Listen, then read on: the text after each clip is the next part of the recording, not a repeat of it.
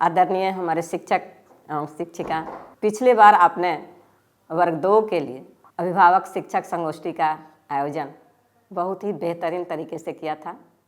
इसके लिए आप सभी बहुत ही धन्यवाद के पात्र हैं। आशा है कि आपने जो वर्ग 2 का अभिभावक शिक्षक संगोष्ठी किया था, उससे अभिभावक को विद्यालय तक जोड़ने में काफ़ी सफलता प्राप्त की होगी। उसी के कड़ी में आगे हम लोग इस बार वर्ग 3, 4 एवं 5 के लिए अभिभावक शिक्षक संगोष्ठी का आयोजन अपने अपने विद्यालयों में करेंगे। इसके लिए इस बार जो थीम रखा गया है गणित विषय पर, जैसा कि आप जानते हैं कि गणित हमारे रोज़मर्रा की ज़िंदगी में हमेशा हम उस पर काम करते हैं, तो अगर देखा जाए तो यह हमारे लिए सबसे महत्वपूर्ण विषय है। तो इसी के साथ चूँकि हमारे महान गणितज्ञ डॉक्टर रामानुजन का जन्मदिन 22 तारीख को है, उस तिथि को हम अभिभावक शिक्षक संगोष्ठी का आयोजन करें। इसमें आप संगोष्ठी के 4-5 दिन पूर्व से भी बच्चों के साथ गणित के कुछ नवाचारों का अभ्यास कर सकते हैं। इसके अलावा यहाँ से जो गतिविधियाँ भेजी जा रही हैं, उस पर आप पूर्वाभ्यास उनसे करा सकते हैं। उस पूर्वाभ्यास को जब बच्चे पूरी तरह से उसको सीख चुकेंगे, तब अभिभावकों के साथ उस पर आप चर्चा भी कर सकेंगे। यह जो शिक्षक अभिभावक संगोष्ठी होगी, हमारे आने वाले समय में काफ़ी महत्वपूर्ण भूमिका अदा करेंगी। आशा है आप इसमें काफ़ी सफल होंगे। इसके लिए अग्रिम आपको बधाई एवं शुभकामनाएं। धन्यवाद। आज मैं जिस गतिविधि के बारे में आपसे बातचीत करूंगी उसका नाम है पासे का खेल। इस गतिविधि के माध्यम से आप बच्चों में आंकड़ों का प्रबंधन, संख्या समझ, जोड़ घटाव, ये सब अवधारणा पर काम कर सकते हैं। इसके लिए आपको बहुत छोटी सी सामग्री चाहिए, एक पासा। वो अगर पासा आपके पास है तो बढ़िया है, अदरवाइज़ आपके स्कूल में FLN किट तो ज़रूर गया होगा। उस किट के कोई ऐसे बॉक्स लेके आप अपने से पासा बना सकते हैं। इसके बाद आप क्या करेंगे, एक तालिका सभी बच्चों को देना है, जिसमें इस तरीके से लिखा रहेगा पासे का पहलू, कौन सा पहलू आएगा, कितने बार आएगा, ऐसा तालिका आप बच्चों को दे दीजिए। और फिर बच्चों को कुछ ग्रुप्स में बांट दीजिए। आपके पास मान लीजिए 30 बच्चे हैं, तो बच्चों को 4-5 ग्रुप में बांटिए। और ऐसा ध्यान दीजिए कि ऐसा ना हो कि 3 समूह बन गए लड़कों का और 2 समूह बन गया लड़कियों का। मिला जुला कर बनाइए। कुछ बच्चे मान लीजिए जल्दी कर लेते हैं, कुछ बच्चे थोड़ा धीरे से समझते हैं, उनको सब मिला के समूह बनाइए।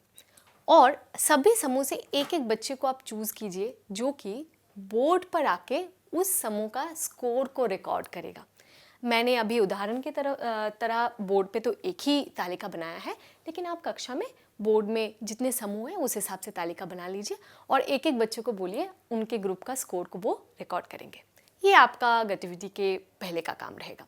अब गतिविधि के दौरान क्या करेंगे, हर एक समूह को पासा फेंकने का मौका मिलेगा। मान लीजिए एक समूह पासा फेंका और उसके पास आया 4, तो वो क्या करेंगे, अगर 4 आया तो वो 4 में जाके एक डंडी लगाएंगे कि वो 4 हो गया। फिर दूसरा समूह को मौका मिलेगा, वो पासा फेंकेंगे, मान लीजिए उनका आ गया 5, तो जो स्कोर रिकॉर्ड करेंगे वो 5 में एक डंडी लगाएंगे। इस तरीके से जब तक बच्चों को मज़ा आ रहा है तब तक आप इस खेल को करवाइए। उसके बाद जब एक एक समूह का स्कोर रिकॉर्ड हो गया है तो आप बच्चों से कुछ सवाल पूछिए।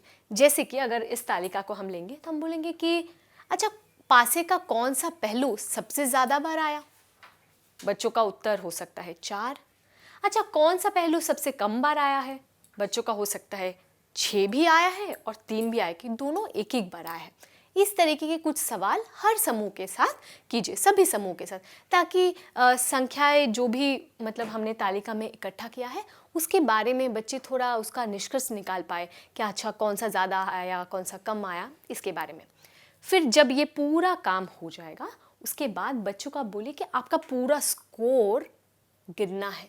लेकिन स्कोर कैसे गिनना है इसका थोड़ा बच्चों को बताना पड़ेगा अच्छे से। कैसे? जैसे 1 आया है 2 बार, है ना, तो 1 + 1 ये हो जाएगा 2। 2 आया है 4 बार, इसका मतलब 2 को हम 4 बार जोड़ेंगे, आएगा 8। यहाँ पे आप ध्यान दीजिएगा, बच्चे अपने स्तर के हिसाब से 2 को 4 बार जोड़ भी सकता है, 2 को 4 से गुना भी कर सकता है। इस तरीके से 3 के लिए, 4, 5 और 6 के लिए करेंगे और फिर जब ये संख्या सब आ जाएगा, इसका कुल नंबर आ गया। इस तालिका के हिसाब से ये 49 है। ऐसा नंबर हर समूह के लिए आपको कक्षा में मिलेंगे।